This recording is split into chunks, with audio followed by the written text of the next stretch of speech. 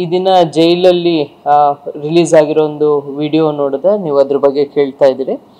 Actually 2021ನಲ್ಲಿ ಕೆಲವೊಂದು prisoners ಯಾರು release ಆಗಿದ್ದಾರೆ ಆ ಟೈಮ್ದು ಯಾವುದೋ ಒಂದು ವಿಡಿಯೋ ಅಂತ ಅದು ತಿಳಿದು ಬಂದಿದೆ.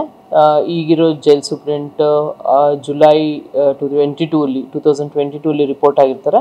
ಇವರೆಲ್ಲ ಕೆಲವಾರು ಜನ 2021ರಲ್ಲೇ ಅವರು ಜೈಲ್ ರಿಲೀಸ್ಡ್ ಅಂತ ಗೊತ್ತಾಗಿದೆ.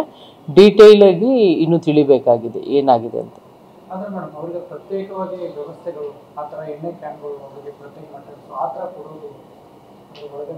ಇಲ್ಲ, ಅದು ಫುಡ್ ಎಲ್ಲ ಅಲ್ಲಿ ಏನಿದೆ ಜೈಲ್ ಇದರಲ್ಲಿ ಫುಡ್ಡು ಅದೇ ಎಲ್ಲರೂ ತಿನ್ಬೇಕಾಗುತ್ತೆ. ಯಾರಿಗೂ ಒಂದು ಪ್ರತ್ಯೇಕವಾಗಿ ಕೊಡುವಂಥ ವ್ಯವಸ್ಥೆ ಎಲ್ಲೂ ಇರಲ್ಲ. ಬಟ್ ಇದು ಯಾವ ಸಮಯದಲ್ಲಿ ನಡೆದಿದೆ ಅನ್ನೋದು ಇನ್ನೂ ಗೊತ್ತಿಲ್ಲ, ಡೀಟೇಲು ಗೊತ್ತಿಲ್ಲ. ಬೆಳಗ್ಗೆ ನಾನು ವಿಚಾರ ಮಾಡಿದಾಗ 2021ನಲ್ಲಿ ಇದ್ದಂಥ ಕೆಲವೊಂದು ಪ್ರಿಸನರ್ಸ್ ಇರೋಂಥ ವಿಡಿಯೋಸ್ ಅದು, ಅಂದರೆ ಅದು ವಿಡಿಯೋ ಆಗಿದ್ದು 2021 ಬಿಫೋರ್ ಅಂತ ವಿಚಾರ ಗೊತ್ತಾಗಿದೆ ಅಷ್ಟೇ.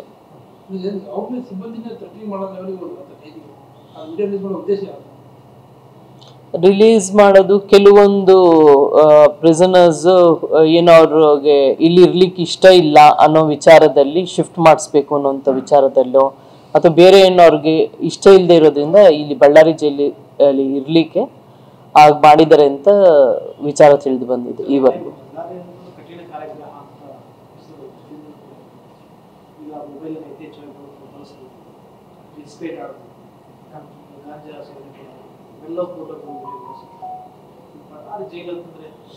ಹಿಂಗಂದ್ರೆ ಇದರಲ್ಲಿ ವಿಚಾರ ಏನು ಅಂದ್ರೆ ಯಾವುದು ತುಂಬಾ ಹಳೆ ವಿಡಿಯೋನ ಅದು ಈಗ ಗೊತ್ತಾಗಲ್ಲ ನಮ್ಗೆ.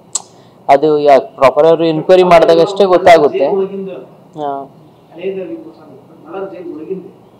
ಹಳೇದು ವಿಚಾರ ನನಗೆ ಆ ಥರ ಹಂಗೆ ಹೇಳಲಿಕ್ಕೆ ಗೊತ್ತಾಗಲ್ಲ ಇವಾಗ. ಬಿಕಾಸ್ ಅವಾಗ ಏನು ನಡೆದಿತ್ತು ಅಂತ ಹೇಳ್ಬಿಟ್ಟು ಅದಕ್ಕೆ ಎನ್ಕ್ವೈರಿ ಮಾಡಿದ್ರೇ ಗೊತ್ತಾಗುತ್ತೆ. ಈಗ ನನಗೆ ಗೊತ್ತಾಗಲ್ಲ ಅದ್ರ ಬಗ್ಗೆ.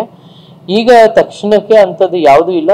ಹಲವಾರು ಬಾರಿ ಸರ್ಪ್ರೈಸ್ ಆಗಿ ನಾನು ಸಹ ಚೆಕ್ ಮಾಡಿದ್ದೀವಿ, ನಮ್ಮದು ಟೀಮ್ ಚೆಕ್ ಮಾಡಿದ್ದೀವಿ ಬಳ್ಳಾರಿ ಜೈಲಲ್ಲಿ. ಅಂಥದ್ದು ಯಾವುದೂ ಥರ ನಡೆದಿಲ್ಲ, ಯಾವತ್ತೂ ಏನು ಪತ್ತೆ ಆಗಿಲ್ಲ. ನಾವು ಬಹಳಷ್ಟು ಸತಿ ಸರ್ಪ್ರೈಸ್ ಆಗಿ ಚೆಕ್ ಮಾಡಿದ್ದೀವಿ.